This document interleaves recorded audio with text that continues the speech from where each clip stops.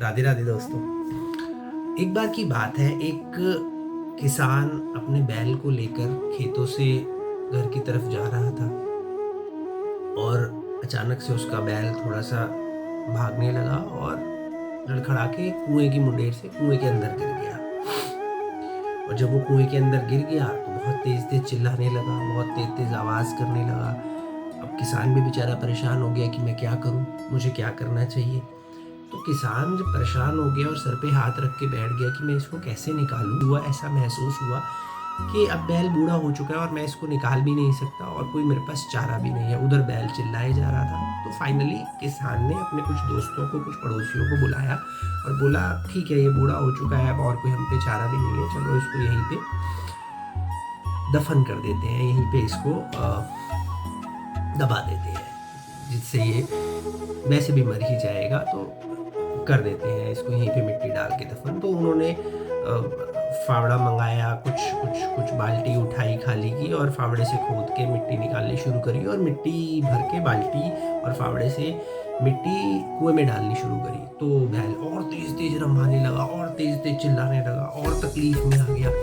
लेकिन जैसे ही उन्होंने एक दो बार फावड़े से मिट्टी और बाल्टी से मिट्टी कुएं में डाली, कुछ ही एकदम क्षण में बहुत ही आश्चर्यचकित घटना घट गई कि बैल ने एकदम चुप साध ली और रंभाना बंद कर दिया।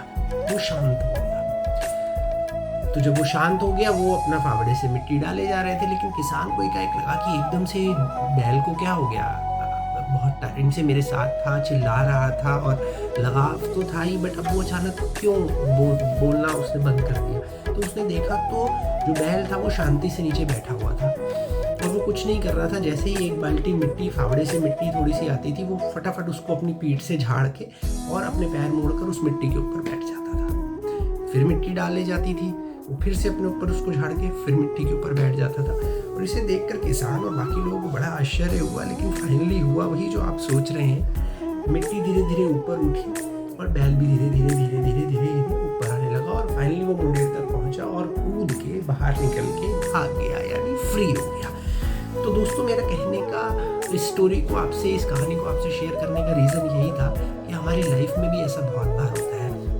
ऐसी परिस्थितियाँ, ऐसी सिचुएशंस आ जाती हैं जब हम लोगों के ऊपर बहुत सारी मिट्टी, बहुत सारे लोग बहुत कुछ डालते हैं और हम फंस जाते हैं, हम बहुत चिल्लाते हैं, हम बहुत परेशान होते हैं। लेकिन कभी भी अगर हमारे साथ ऐसा लाइफ में होता है तो प्लीज़ हमें ध्यान रखना है और बहुत अच्छे से इस कहानी को अपने दिमाग में बिठा के रखना है कि कितनी भी मिट्टी डाली जाए, हमें कुछ शांत होना है। शांत होने से हमें उसका हल मिलेगा, ऊपर वाले की कृपा प्राप्त हो जाएगी और हम फाइनली उसके साथ ही एक युक्ति लगा के वहाँ से निकल पाएंगे। राधे राधे दोस्तों।